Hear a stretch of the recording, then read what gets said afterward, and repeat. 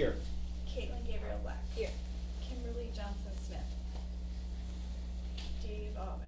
Here. Angela Boyce-Claire. Here. Melissa Campbell Kelsey. Here. Emma Riel. Shivala Greenstein. Chloe Dyehouse. Alexis Rohrbach. Sherry Gagnon. Kathy Sapala. Yeah, here. Kathy. Erin Earl is on her way, and Jen Lima is here. So I think we have enough for quorum, so we can continue. Did everybody get a chance to look at the minutes from our last meeting? Can I get a motion to approve?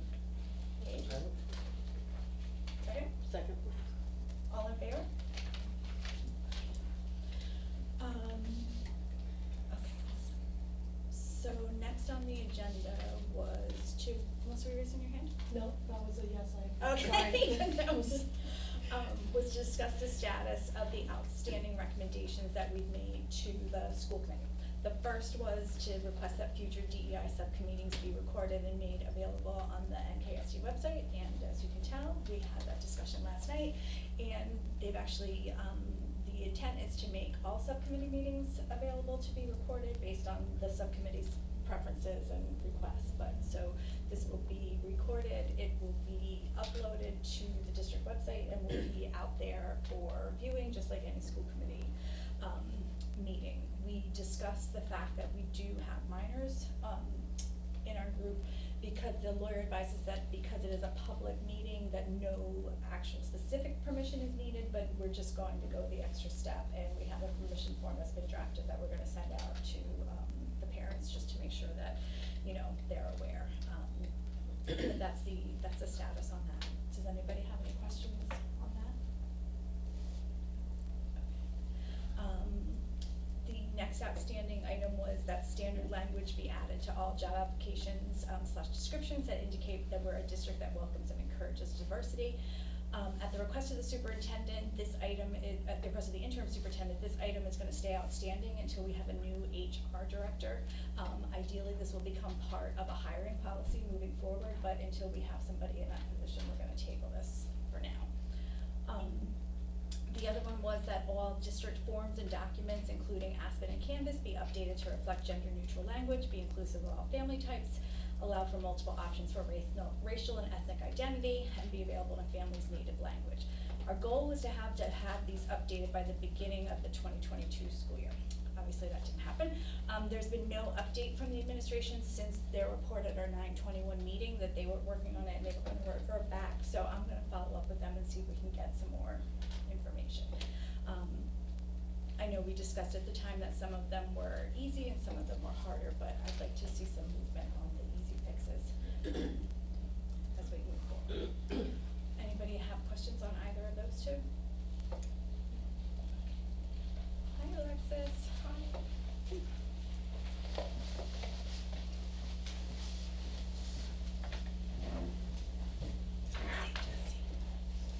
So we were just updating on the outstanding issues. We are taping, we talked about that at the last one, remember?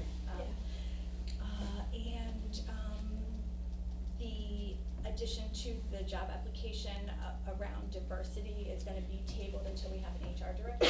And there's still no update from administration on the forms, and updating those to be more, you know, inclusive. So I'm gonna follow up with them on that, and that was all what you said. Okay, thank you.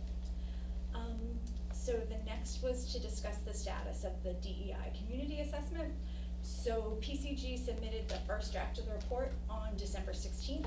They asked that the North Kingstown team, which is myself, Kathy, Erin, and possibly a few others, review the report and provide feedback to them by January 9th. We have a meeting on the 11th with PCG to review the report feedback and ask any clarifying questions. And then the final report will be submitted by them to us on January 31st, and we're gonna have a project wrap-up call that day. So, does anybody have any questions on that? Just a comment, Brian Lowry will also review it because he was reviewing. Oh, is he still going to? Okay, okay, good. The That's great. superintendent will as well, she will review as well. Not that she or I have as much information as you have, but certainly we'll spend quality time on it.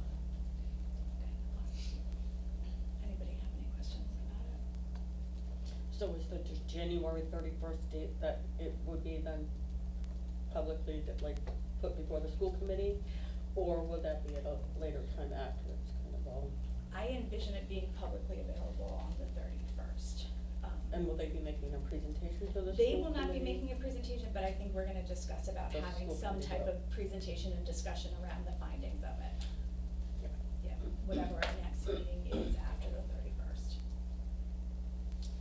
And if we have any suggestions on what we'd like to see or think should be included in that, I think we should bring them up. You have a meeting on the 18th, so that would be a couple days after, a week after we have our meeting with PCG. Right, So that I think we'd be able to have all changes in by then that we saw. yep. So you'd see it at the meeting on the 18th, I'd say.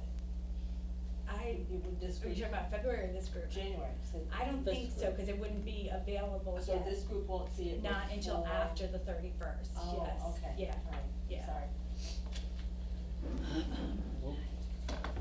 Sorry, will we, not necessarily this group, but will the school system have access to the raw data that they collected? Or do Yes, they- yeah, I believe that is, from what I've seen, there's a lot of data in there, and I Yeah. believe that there's references and appendices to all, where all the data came from.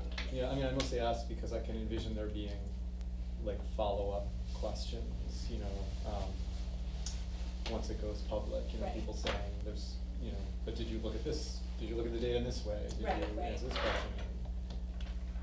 I guess, so that's one question. Another question I had is, are they sort of, retained, kept on in any way to answer some of those follow-up questions, or? The contract with them ends on January 31st, Gotcha. so if we have anything else that we need them to, contract, but I will discuss with them whether we can share the draft report internally, with the subcommittee, so that if there's any questions, we can address those, before the report, is published. I know that all the data that they used, we have a list of all the data, like where it came from and all that Yeah. stuff, so it can be referenced that way. Yeah, I mean, I guess I'm thinking, to get our money's worth, it would be good to try to anticipate what questions the public would have once it's released and ask them those questions Yeah, before ahead they of time, yeah. go on their way, And I think that's the purpose of this time between when the draft was submitted and when the final Yeah. report is, to kind of go through it and say like, well, that doesn't fit in what we think, and, where did you get that number from, and like, kind of just formulate those questions so that they can incorporate that feedback into their report.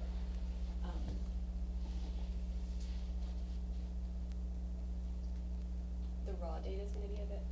I don't think the raw data will be published, but like what it is, like where they pulled it from, like if we're talking about like suspensions and things like that, like where they got that data from is noted and where it came from, Okay. yeah.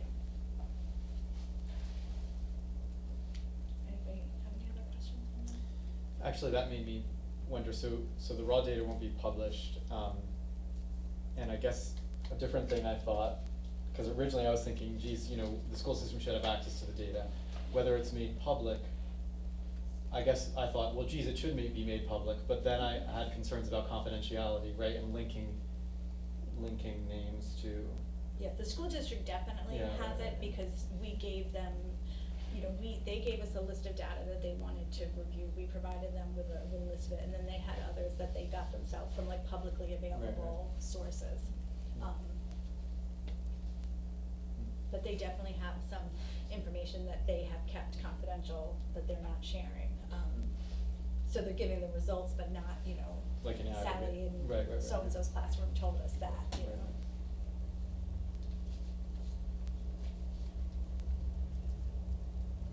Any other questions, concerns, comments on that?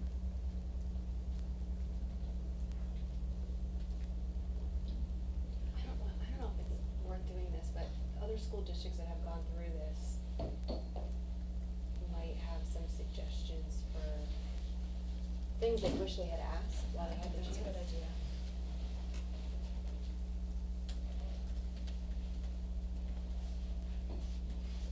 Like what they wish they had asked after they got the report or before, yeah.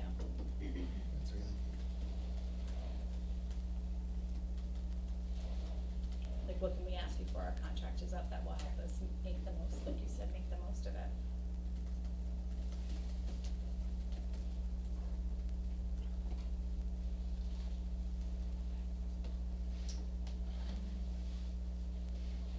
Okay, if there's nothing else on that, moving on, the next thing was to discuss opportunities for professional development within the district with possible action for recommendation to the school committee.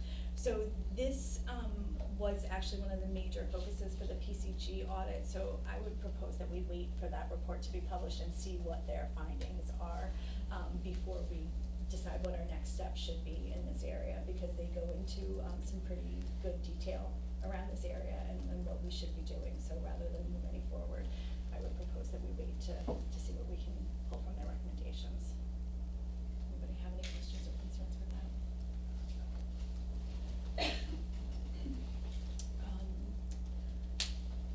The next thing was discuss ways to increase diversity in the workforce with possible action for recommendation to the school committee. So even though this was not an area of focus for the audit, it actually did come up during it, in terms of discussions with leadership and within our policies and our practices. So there definitely are things that they have addressed that we could and should be doing. So I would say between that and the fact that we don't currently have an HR director, I would propose that we wait for this and that to decide what our next steps should be. Yeah, I mean, that makes sense to me, depending on how long it takes to get a new HR director. Yeah, I'm not saying we wait Yeah. for the HR director to do anything, but at least to let's see what let's review what Right, the right, report yeah. has identified, and then, I hope it doesn't take that long to Right. find an HR director, but yes. But even with Kathy here, she can hopefully provide some input from that standpoint. Interviews were held. I know that, team perhaps put forward one or two names to the superintendent. I don't know what happened with that today, but that happened this week. So it's in process. Also special ed director, so I conducted those, I made sure that's a concern too. I conducted those interviews and put forward a name for superintendent to meet with. So we're moving. There's a lot to do. Right. The next thing was to discuss 2022-2023 goals for the DEI subcommittee with possible action for a recommendation to the school committee. And again, I'm seeing a theme here, but I wanna propose that we table this too until we get the report, because I think we should kind of try to align our focus with what they're recommending. So I would recommend that we wait till that comes out, unless anybody has any questions. Welcome to our new school committee member. Hello. Sorry, yeah, late, all the building committee started late, so. For anybody who doesn't know, this is Erin Arnold. She's recently elected to the school committee and now the school committee chair, and she is the new representative to the DEI subcommittee. Thank you so much, taking over Rebecca. Jake's spot. You know, I think that makes sense to wait, because a lot of our goals I am anticipating would come from the result of that report. I think so too. Right? I think so too. Yeah, I'm really hoping that provides like a blueprint for the district as a whole, not just our subcommittee, but the entire district, to kind of map our way forward in terms of what we can do, to improve the opportunities for our students. Anybody have any questions about that, concerns? Erin, if you wanna look quick at what we covered, Yep, Melissa just showed me something. Okay, and ask any questions, Yeah, just no let me worries. know. No, keep going, thank you. So the next was to discuss term lengths for the DEI subcommittee members with possible action for recommendation to the school committee. And this one is actually something that the policy subcommittee is gonna be reviewing. We're gonna make, Erin and I are both on the policy subcommittee, and, one of the goals is to make recommendations that will cover all subcommittees, like not specific to this one, but to kind of make a uniform policy related to all subcommittees that'll detail, term length, application process, membership, and that type of thing. Obviously, some of them will have some of their own individual, quirks, but, so I'd like to propose that we table this until the policy subcommittee has had a chance to review that, and then we can revisit. Do you know when that will be? We have our first meeting on the 4th, I think. We have a proposed meeting I don't know if it's gonna be on the fourth, but early January, so after we get back, from the new year, the goal is to meet like as soon, after is when we need to collaborate some calendars though, so we'll get there. But it'll be early January. I see it on the fifth, but I could be wrong. Thursday the fifth at 2. That's when it's on my calendar. I was making that up off the top of my head. The You fifth have sounds that better. It's a Yeah, that Tuesday. was, I had written back, to Okay, the then. administration, said that I wasn't available that day, and I wanted to make sure that I could be at the first meeting, so. So it'll be a different time. Yeah, so but we'll make sure that we can find a time that week. Okay.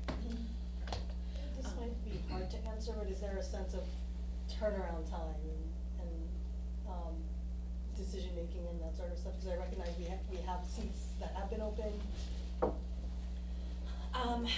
You know, I don't, no, we don't have a minimum or a maximum number of seats that we have to have, so. I know we talked about that. We did you talk know. about it, yep. So, I mean, ideally, I would like to see, we're headed up to the 2-year mark, like March is when, I think the committee was formed, and then I think April was when, like May, I think was maybe when we had our, so I would like to see, by the time we get to May, that we kind of have our collective agreement on, you know, are we accepting new members, what's the application process gonna be, how many do we want, and that type of thing. So that would be my ideal timeline. Do you have any? Nope, just curious if that was in the thought process. Yeah. And, cause I know one of our discussion points was potentially a 2-year term. and Right. So I recognize some of us are getting to that. Ready, yeah, point. absolutely, yeah, and Yeah. being mindful of that as well. Also being mindful of the fact that with the policy subcommittee not having met in a while, there are multiple competing priorities in terms of, you know, what needs to be addressed, through the policy. I just don't want us to go through and create things that we think work for us, only to have them undone a month later by the policy subcommittee. The subcommittee can't give recommendations though to the school committee, so if they have thoughts on, you know, community membership and what makes most sense, and, you know, I know it takes a while to onboard onto a committee and then actually get work done and then transition new folks on, and so if you have any considerations or thoughts, you know, I think the school committee would love to hear that as they are forming a more consistent policy for all of the different subcommittee membership.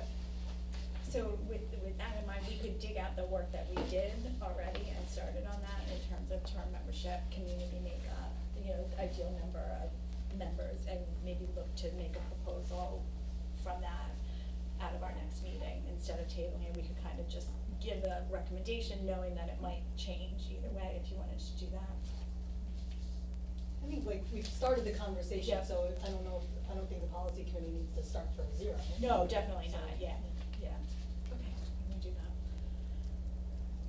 Anybody else have any questions, concerns on that? Okay, and then the next thing was to review and discuss, the NKSD harassment policy and compare it to the Boston Public School anti-bias policy. We did that last time, we had some great conversation, I took copious notes and I marked up my policy and I cannot find either of them. So I did my best to reconstruct it from memory, what we talked about, and unfortunately Chloe's not here because she had her policy all highlighted and ready to go. So I just wanted to kind of touch on a few of the things, that I think we talked about, and if I forgot anything or if I included anything that we did not talk about, please let me know. So I broke it out into 3 categories, our policy, the Boston policy, and then just in general. So I'm just gonna kind of blow through these and you guys shout like, yeah, that's right, or no, that's not. So our policy doesn't list gender as one of the areas of protection against discrimination. And then even though it calls out sexual harassment as being handled on another policy, it doesn't give examples of sexual harassment like the other categories did. I think we talked about that, right? We talked about under investigation of complaint, what defines a prompt investigation. It says the investigation must be concluded within 30 days, but it doesn't say when it needs to start. I believe we expressed some concern that it only appears to cover students, it doesn't cover staff or other employees. Under the part for procedure, there was a question about what happens if the report isn't made to the principal? What if it's made to another administrator? Does that other administrator have the obligation to report it up the chain? You know, cause that's not spelled out, it only addresses complaints that are given directly to the principal.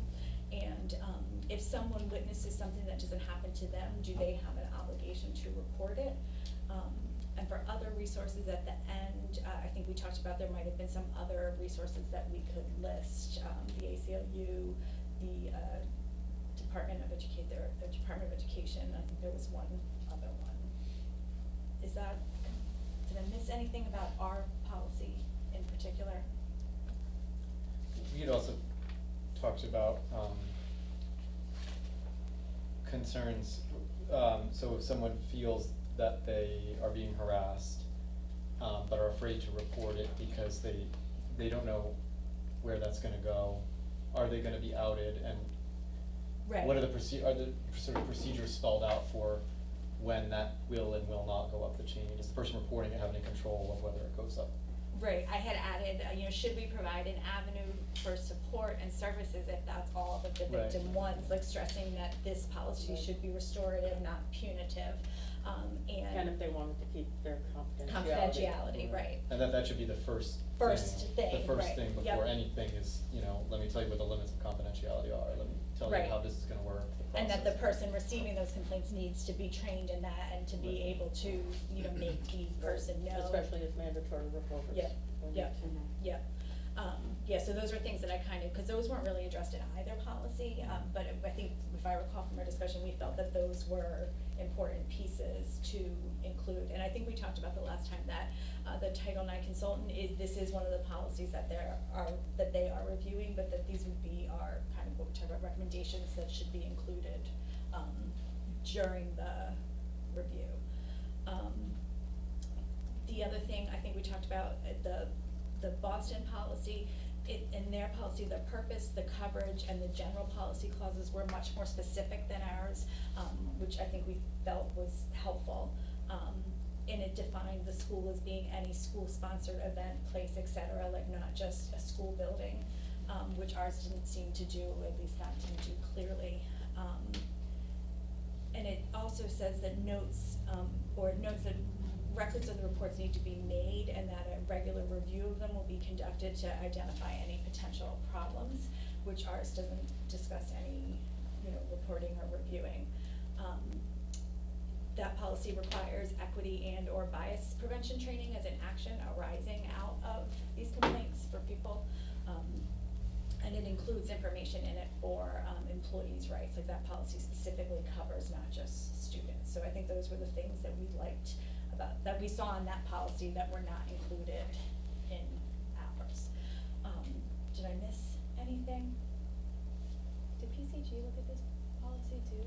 They did, you know what, they did review policies and procedures, yes. I'm trying to remember if there was anything. I believe it was like, when I was looking over the preliminary report, like the way that they rubriced it, like they would mark different areas of things, and I think there was a couple like sublines about reporting and about different policies, and then they ranked it as like really good, average, and then missing or lacking Right, or something, right. and so I do believe that some of them did, but we can definitely double check. Yeah, and, I know this is one of the ones, like I said, the Title IX coordinator is working on revamping, but, if there were things coming out of this that we wanted to, see included or felt needed to some tweaking, I wanted to make sure that we had that input for them. We can check as well in the timeline, for the person that's doing that Title IX, like that work, Yeah, I that's actually important in just checked with general, Andrew so. about that today, just to get an Perfect. update, because she's working on like an umbrella policy that'll kind of cover Mhm. all different things. Mhm. And he was gonna check on that and get back to me, Perfect. so. Does anybody have any other questions, thoughts on that? Did I miss, I looked everywhere and I cannot find where, I marked up the whole thing and I don't know where it is. It'll turn up when you're not looking. It will, it definitely will.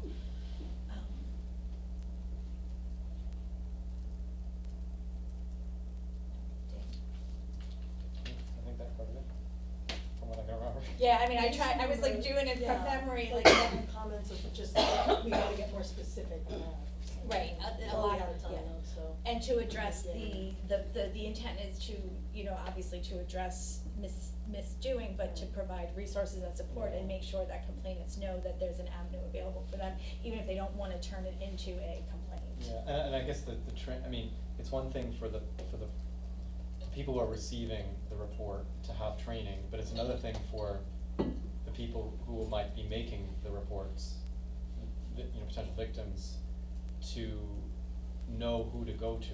Because if they don't know who to go to, and they just go to random person, and that person may have, this is some of the discussion last time, might have good intentions and say, I can't believe that person did that to you, I'm gonna, Yeah.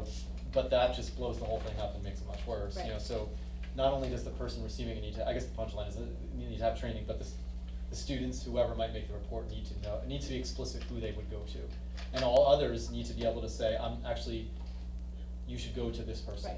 Right, I'm not actually Right. trained in that, that's important, you should go to that person. Which kind of touches upon the, if somebody goes to the vice principal, that vice principal needs to say, I'm so glad you came to me, but let's walk down the hallway or whatever. That way that it's being handled, correctly, that way. Well, I think that too goes along with the concept of making sure that different policies are policies versus and/or procedures, and making sure to delineate those, because your policy should cover the what are we overseeing part, but then the procedures, like, okay, when something happens, like, this is the procedure, this is who would be useful, et cetera, and then, like you said, making sure that anyone that's in the buildings understand who and when to do that, so that they can make sure to handle those correctly. So I think that's a big piece of it, is making sure that the policies are implementable and really clear on what to do and how to do it, so it's a great point. Anybody else? Is there a history of the evolution of the harassment policy? Because it was first written in '74, and I'm curious about how it was amended those 10 times. There must be, Since then. And I'm wondering about maybe hot button issues at the times then that enacted change in it, that we would. That's a great question. I'm sure that it must exist somewhere, and I will see if I can find. I don't know the answer to that question, and I was a superintendent for 14 years. I mean, seriously, I amended many policies with a policy subcommittee. And, you do lines through everything, long before there were computers in 1974, they were being done by paper, and, I'm not sure where in this office that would be. And how far back the archives go? Yeah, it's an Yeah. interesting question. Interesting question. It might be the I'm town not too, sure about like, that. yeah. We go back kind of far with our not 1974, No. with our electronic records, but to a certain extent, you can trace them through the You can electronic trace version it of the from when you're minutes, using right? these, Yeah. absolutely, Yeah. but back to there, I'm not sure. Because it's certain, Absolutely this not isn't sure. new, this No, is no, no. anti-discrimination and anti-harassment have been around for a long, long time. Yeah. But certainly we'll look for that answer. I'm not sure where it is. I'll contact you. Anybody else have anything?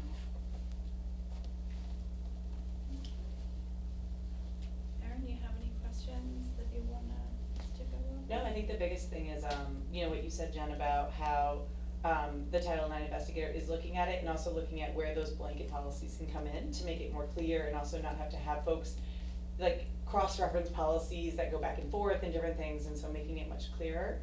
And I did have an initial, conversation meeting with her, and, really fantastic as far as the way that, I thought the way the lens of how she was reviewing it was, and then has great background in educational policies, both K-12 and higher ed, and so I thought that it was a great selection, on behalf of whomever, inquired her services, and so really excited to see what they come back with. Yeah, I am too.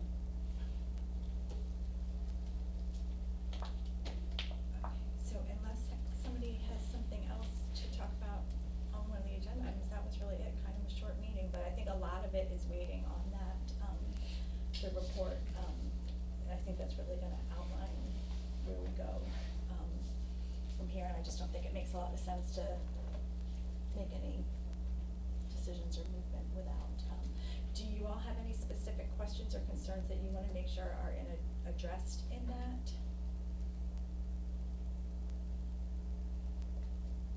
It's hard to know without seeing it.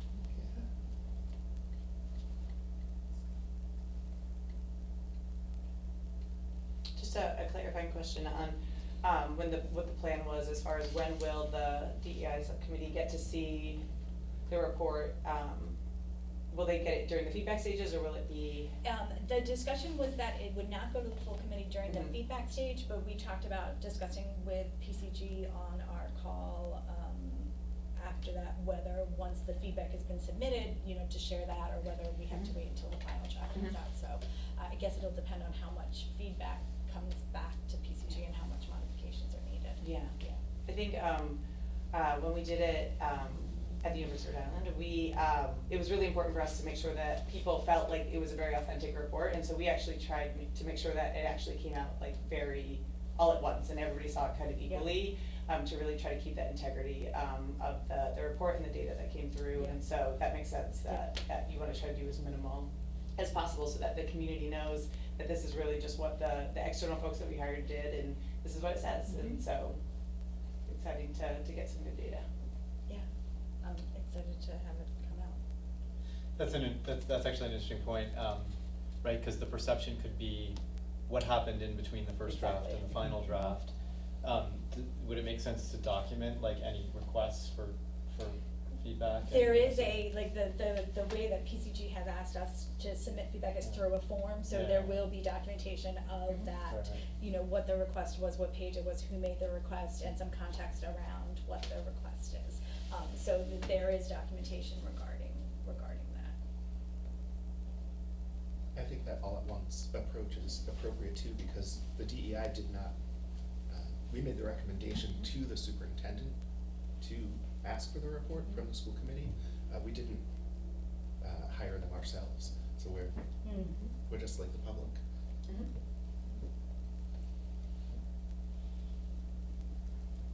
Just another quick question, as I catch up, did you all talk about,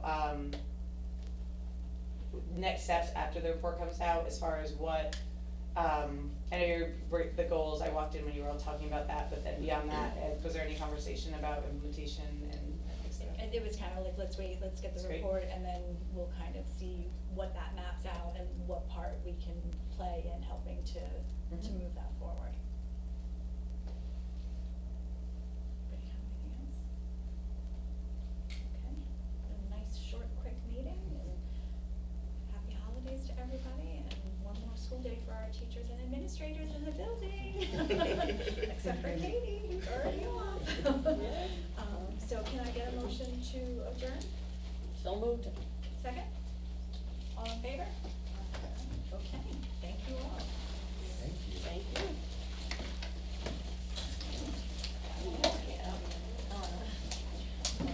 Good, how are you doing? You good, ready?